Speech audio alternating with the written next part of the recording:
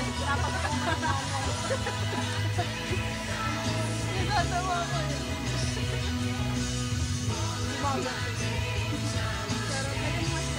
Uy, best friend! Ikaw pala yan! Joshua! Puro masarap ang halo, kaya subo na. Hindi, nagutom lang talaga siya. Gutom na talaga. Gulong-gulong. Gulong sa akong ka ba? Spaghetti ka pa sa mukha. Hindi pa ako makain nila.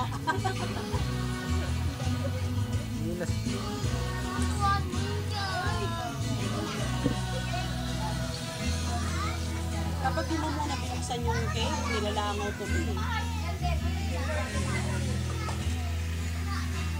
Oh, wala pa namang ilaw dito pag gabi. Magkakandila ka dyan.